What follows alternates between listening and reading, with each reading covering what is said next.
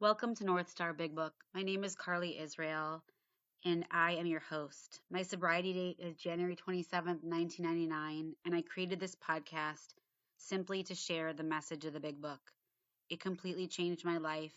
It always changes my life, and I hope it can help change yours. Hi, this is Carly, recovered alcoholic. Welcome to North Star Big Book. I am super excited for today's guest. I'm doing a series where I get to interview people now because of this pandemic all over the world. And I get to have people who have been in my sobriety, who I respect, and who love the Big Book. And today's guest, will you introduce yourself? Sure. My name is David Chernay, and I am a defeated social drinker, formerly of Cleveland, currently in San Diego, California. Welcome. Will you tell our listeners your sobriety date?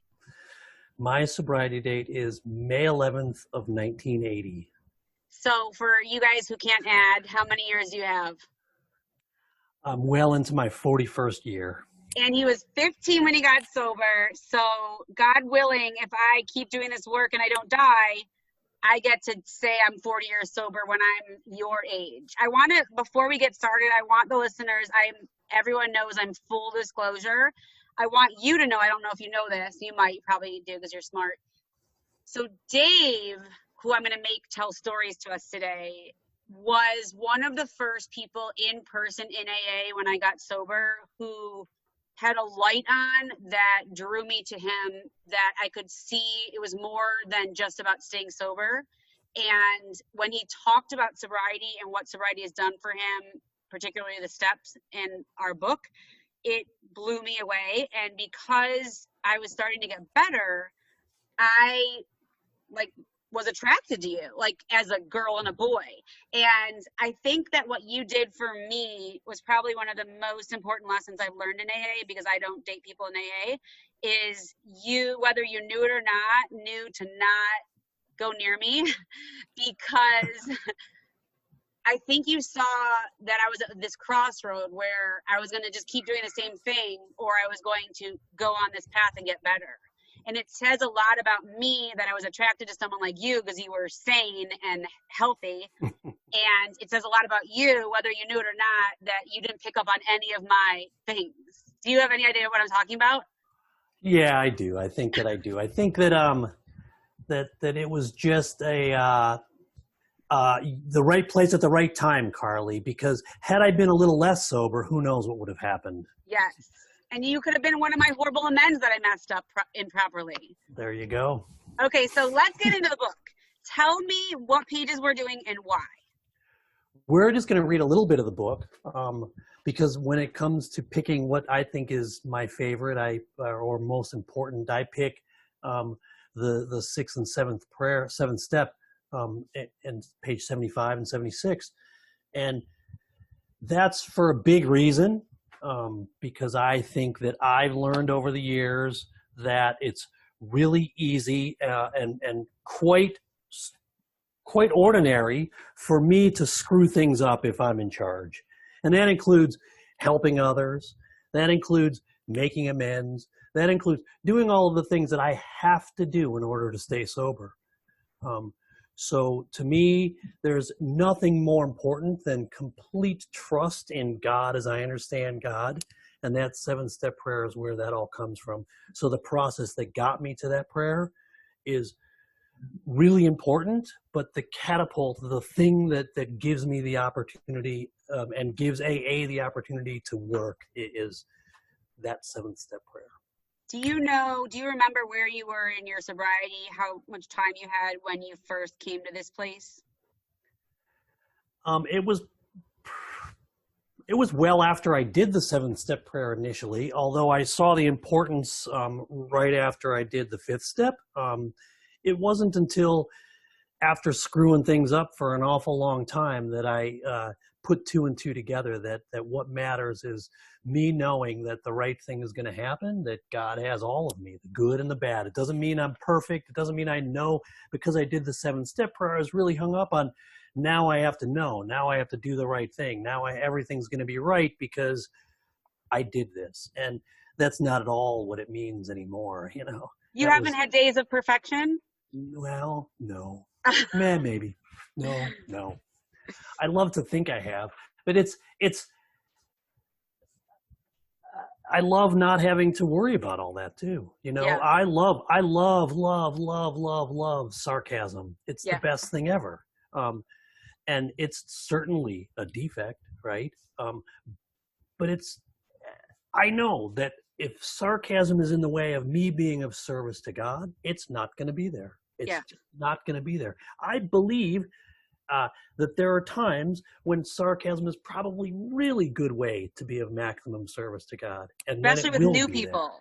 Like with new Then people, because they're waiting for us to be like church going, like perfect humans that are Mhm. like, you must be perfect. And when they hear us, I mean, that's the way I communicate the best with new people is my sarcasm, because I tell them like, please don't call me. Like, you know, like they like that kind of, or when my sponsor's not sending me inventories, I'm like, can I have your new sponsor's name so I can like send all of your paperwork? You know what I mean? So they do that's like how we get to the truth with, that's my experience.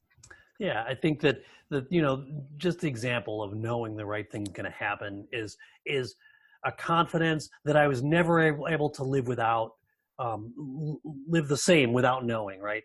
So before that, I knew that I turned myself over to God. I wanted all my defects of character to be removed. I was making amends. I was doing all the stuff, and the incident that made it happen, I can't tell you the truth, but over the years, just the evolution of me being sober pointed me to the realization. You know, it's always hindsight that left to my own devices, things will usually go sideways.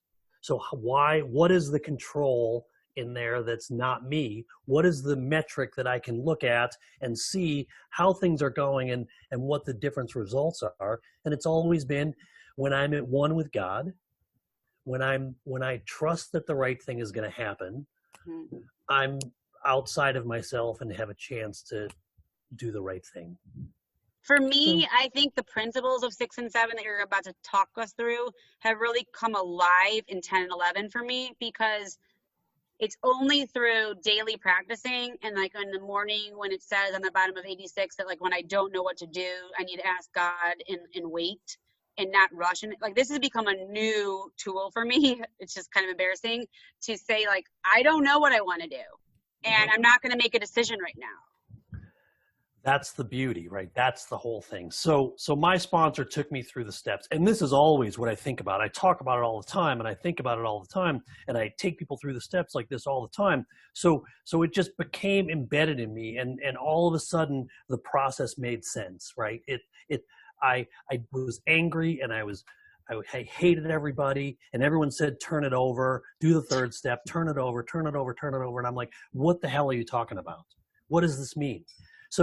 So I asked my sponsor, and he said, there's 3 frogs on a log, and they decided to jump off. How many are left? And I said, I'm good at math. There's none left. They all jumped off the log. And he said, no, you moron. There are all 3 left because all they did was make a decision. And that's what the third step asked me to do, to make a decision, to turn it over. And, you know, a decision without action is kind of useless, kind of silly, Mm-hmm. right? So I made that decision to turn it over in the third step. I did a 4th step to find out what it was. And maybe that was the first time in my life I was ever so honest with myself. Then I did a 5th step where I shared it with my sponsor and with God. How did you And feel after your 5? Did you feel what they say that you can look the world in the eye, you could be alone in perfect peace and ease? Because I felt nauseous. nah, I didn't feel nauseous. I didn't feel at peace with the world. I felt maybe a little weight off of my back. I had certainly shared some secrets that I thought were going to end my life, and to have that weight off of my back was pretty nice. But no, I didn't feel great. I felt like I knew what it was, and my sponsor said, "Go home, take an hour, really think about what you have done, the decision that you made in the 3rd step, what you found out about in the 4th step, what you shared with me in the 5th step. Reaffirm that decision, and then once you do that, do the 7th step and turn it over. Turn it over." Because that, you know, in the old books, it said the step that separates the men from the boys, right? Yeah, and the raisin from the grapes. That's right. And there you go. And and that's because without it, I can't do anything except not drink. I never really realized until you just explained it that all of the work we do from 1 through 6 is just meaningless if you don't go to 7 and then keep going. It's just information. Like, okay, now I just did that. I told one person and God, I could literally die or drink from this point on if I don't do the rest of the work. Yeah. And Yeah. this is really, I see why for the first time ever, why this step right here is a separation. So let's go. That's it. Yeah. It makes, all I could do without this step is not drink. What page are we on? Not drinking, going to Page meetings. 75. Okay. I'm not going to read the 5th step, but we pocket our pride. We do the 5th step. Returning home, we find a place where we can be quiet for an hour, carefully reviewing what we have done. We thank God from the bottom of our heart that we know him better. Taking this book down from our shelf, we turn to the page which contains the 12 steps. Carefully reading the first 5 proposals, we ask if we had omitted anything, for where we are building an arch through which we shall walk a free man at last. Is our work solid so far? Are the stones properly in place? Have we skimped on the cement put in the foundation? Have we tried to make mortar without sand? If we can answer to our satisfaction, then Wait, so pause for a second. So you do that hour. The book tells us very specifically, go do this hour. After you did your 5th step, found out what it was.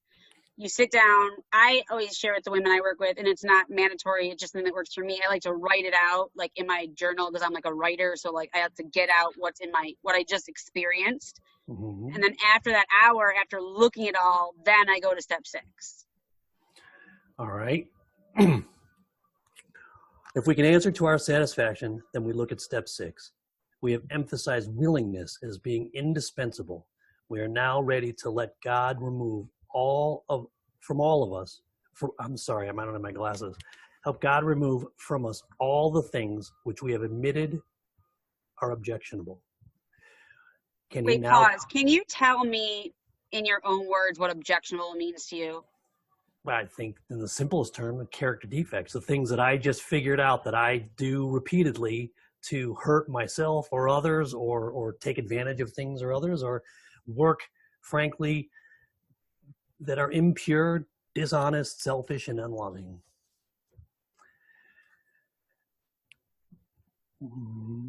Can you now?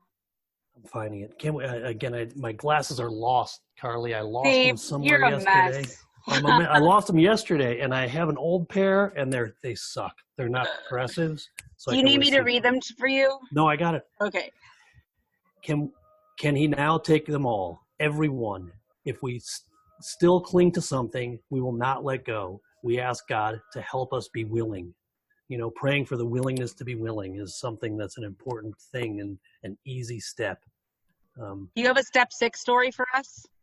I sort of do. You know, it was a separation around this time, between the time that I did my 5th step and the time that I did, you know, my 7th step prayer, or I was doing my 4th step. It was sort of the first time that I put this God of my understanding into action, right? It was before my sponsor said, just use my higher power. And I would seriously be on my knees at night, say, dear, whatever keeps Bill sober, help me feel better. That was my prayer. That's what I wanted. And that's all that was going on. And that was something, right?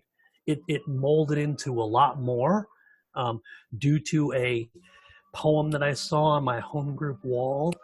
And that poem, you know, it was like this beautiful description of something greater than me, and this was the first time that I was ever using that instead of dear whatever keeps Bill sober.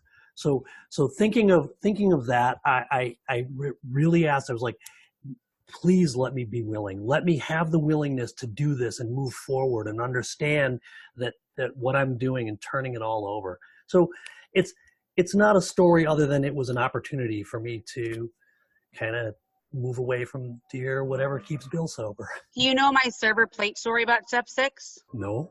Can I share? Yeah. Okay. So I was a restaurant server for like 6 years and I was good at it. And if you can picture, were you in Cleveland when Fire was there at Shaker Square? I was. Okay, they're just closing. I'm so sad.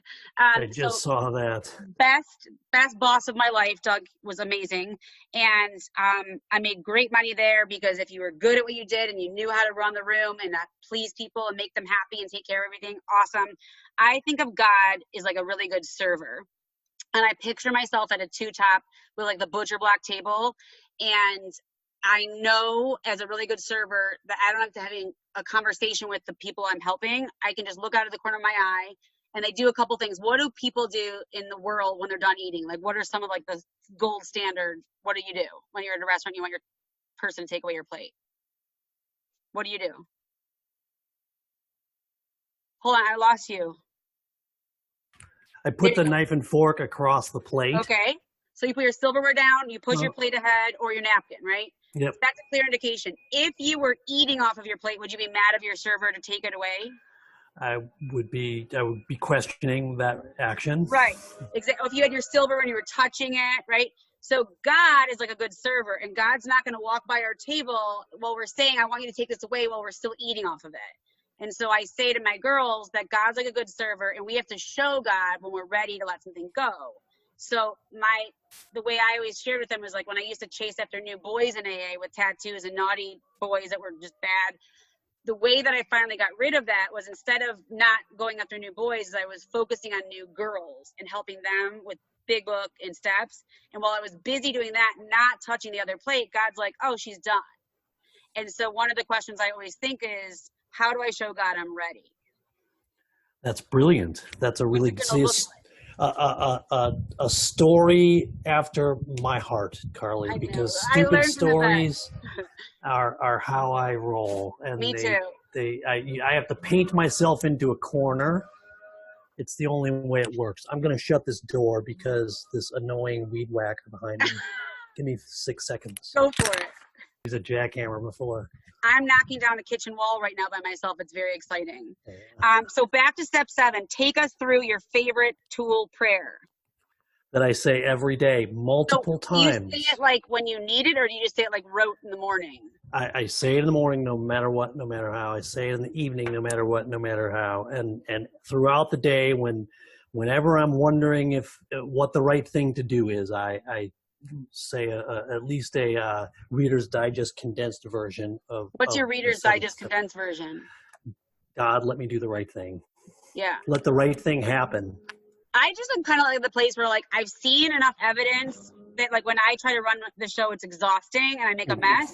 And I'm just like, God, can we just cut to the chase? Like, give me like, you know, like when you get a URL and you can copy like a shorter link. Yeah. I want the shorter link of God, tell me what to do. There you go. And sometimes God's like, Carly, just be uncomfortable. Yeah, let the right thing happen, you know, and then I know it's gonna. I really, really, really know that it's going to. And if I stay out of my head, everything turns out the right way. So take us through. When ready? When ready, we say something like this. See, I don't need glasses for this. Yes. My Creator, I am now willing that you should have all of me, good and bad. I pray that you now remove from me every single defective character which stands in the way of my usefulness to you and my fellows. Grant me strength as I go out from here to do your bidding. Amen. We have then completed step 7.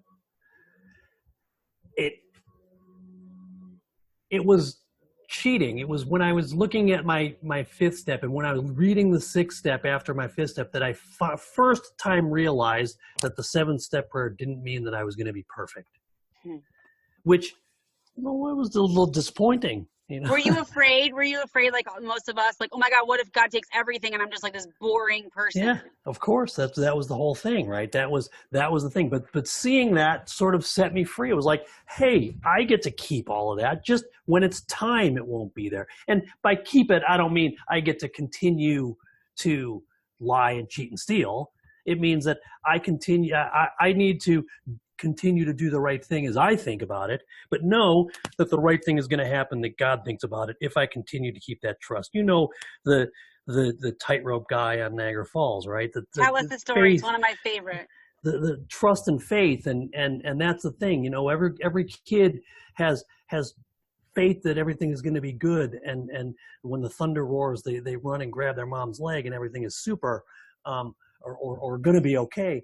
And there's another stupid story that changed my life, right? A guy runs a tightrope across Niagara Falls, and he's walking across it with a wheelbarrow. And he's got this wheelbarrow with one wheel, and he's going and he's walking, and crowds gathering down at the bottom and wondering what's going on, and they're looking, and he's walking across. Everyone's terrified and with anticipation, and he sort of loses his balance a little, and he's wobbling, and people downstairs are turning their heads and gasping and freaking out, and there's a guy at the other end tapping his foot saying, yeah, he's got his arms crossed. He's just tapping his foot saying, he's got it, I got faith, no worries.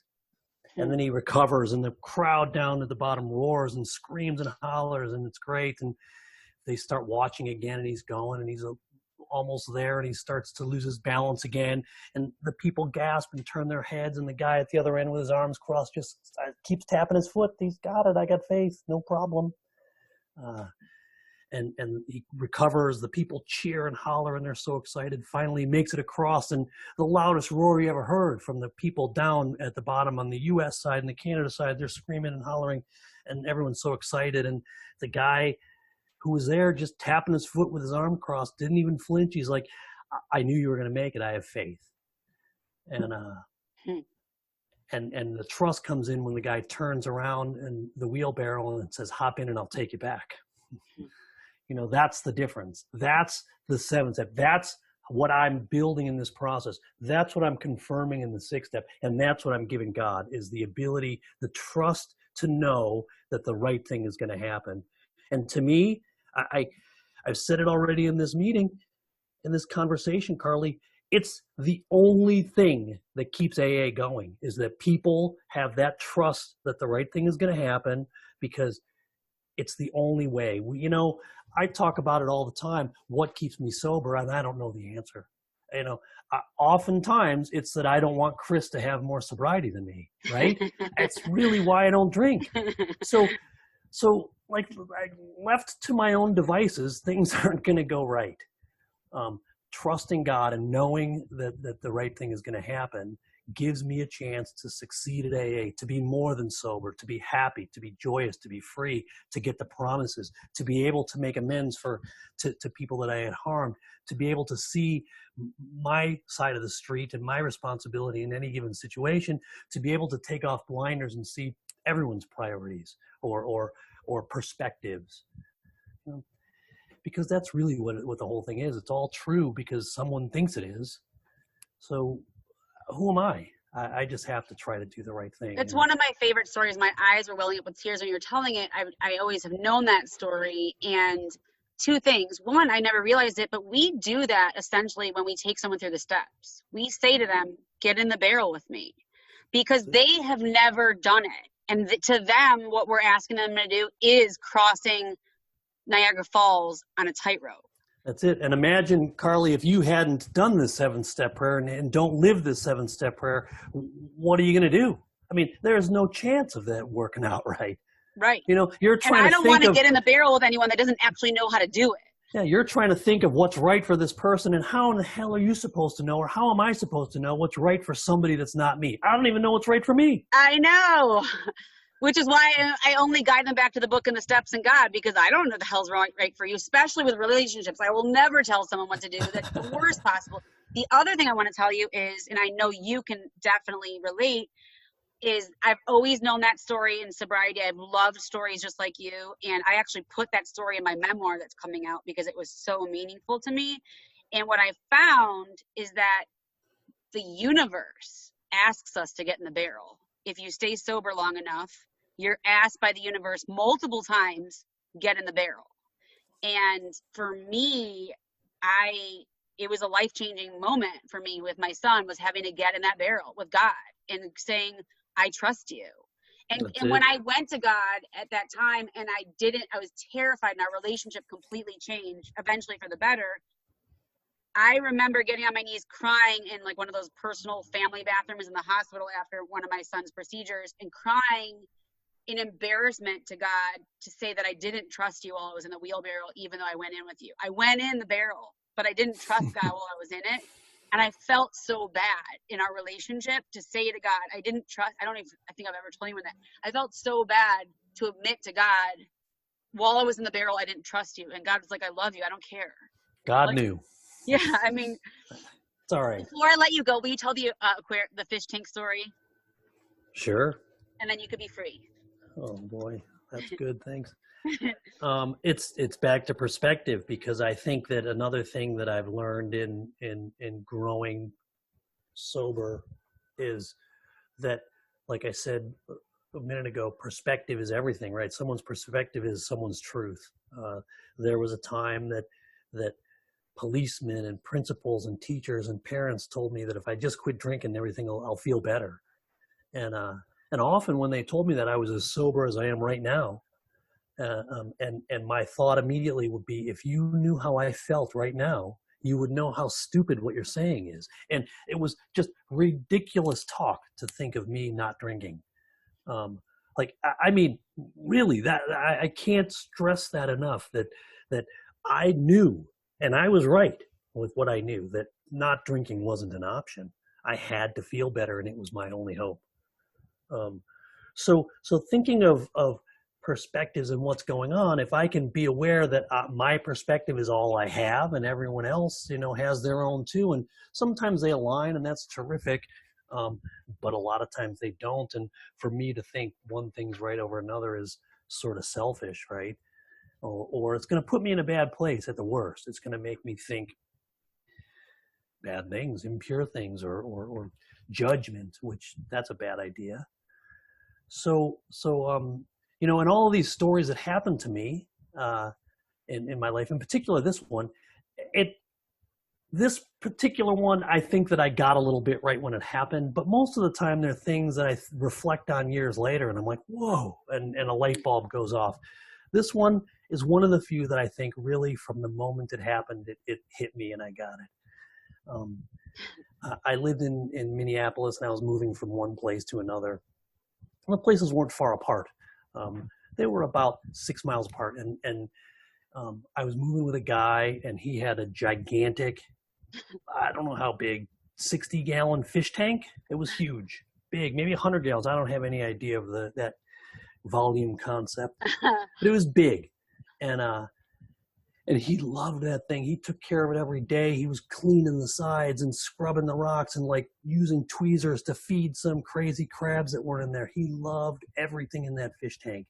It was a saltwater tank, and we were moving. We had to move the tank, and he didn't have a car, he didn't have a car. He had another truck that was loaded all the way, and he wanted to get the fish tank over. So we put it in my car, which was our first mistake, right? My car was a Datsun 280ZX. I just picture you guys like carrying that. Like, how was that? That must have been horrible. It was crazy. He dumped about half the water out, and a little less than that. And we brought it into this car that really had no back seat. It had like a hump, and then it was like a W. That's what the back seat looked like. So we put some books on the seats, and then put the fish tank in, and I was parallel parked on the street, and I put my car in first gear, and I started to weave out pull out of my parking spot. And as soon as I let the gas go, put some gas on and let the clutch out, the fish tank like tipped. I was like, oh God, it gave me a heart attack. Like, I'm freaking out. There's water on the little corner window, and I don't even know what to do. So I stop. I regroup. I totally ride my clutch and deliberately let the gas and clutch blend together so that I'm like rolling down the road, riding the clutch, and pull out. There's Minnesota in the winter. There's potholes, and I'm really deliberately driving around all of them. And it's sort of rush hour time, so traffic's coming fast and furious the other way. But my lane's pretty busy, and people are pissed. They're honking and screaming at me. And when they do find a way, there's an extra lane or something, they're rolling their fist at me and flipping me off. And I'm like, wait a minute, don't you see I got a fish tank back here? I'm just driving like really scared, and the pressure from all the other drivers and thinking of what Daryl's going to do is really, really tough. And And I got to the other place, and Daryl was there tapping his foot, maybe like that guy in the wheelbarrow story. But he immediately opened the door, and we got the fish tank out, and he measured the water and put it back. And a little time went by, and I'm like, hey, I got time to go get another load. I'm going to try to grab another load before a meeting. And I jump in my car, and I remember I don't have a fish tank in it, so I throw it in first gear, and I skid the tires, and I start driving like a maniac because I could. It's so exciting. All the stress is off. I could just drive, and it's awesome. Drive fast and make sharp turns. And I was celebrating that I could do that again. And I'm flying down a road, and it's, a lot of traffic, and I see a car in front of me with its hazards on and a flag, like a ladder in the back or something. And it's way up there. It's way up the road. So I'm like, keep looking for opportunities to pass. I'm waiting in the other, not crazy traffic anymore, but traffic. So I'm like, okay, I got to get there. I got to time this just right. And as I get closer and closer and closer, there's a ton of cars coming the other way. And I feel myself getting hot. I'm getting angry. And I just want to drive. I want to hurry up. I want to get this load. I want to celebrate driving. I want to get to a meeting. I want all this stuff to happen just right. And I'm getting angry, and I'm getting angry, and I'm getting closer to this car, and there's no opportunity for me to pass him. And I'm just about to hit the horn to get him to speed up because he's going slow, man. And I'm getting ready, and my hand is in the air to hit the horn, and it hits me. Maybe that guy's got a fish tank in the back seat of his car. And that's perspective, right? That, to me, from that day to this day, I don't get angry when I drive. Because you experienced it. You experienced it, and and now you've got, perspective. I love it. I love you. I'm grateful for you. I'm making you reach out to Chris on my behalf so he can do this with us. And because we need to keep him sober. We don't want him to be more sober than you, but we need to keep him busy. We need to keep him sober for sure. Yes. Thank you so much. I will hopefully see you on Monday night because I want to join Big Book again. Carly, all the info's in that. Okay, I'm coming back. Thank you so much. Have an awesome night. You too. Thanks. Bye-bye. Love you. Love you. For any listeners who would like to get deeper insight into my story, I just released my memoir, Seconds and Inches. It was a dream of mine for decades to write my memoir. And while I do not believe in mixing money and AA, I just wanted to share with the world that I did this accomplishment, and it can be found wherever you normally purchase books, paperback, audio, or digital. I wish you an awesome day. Thank you.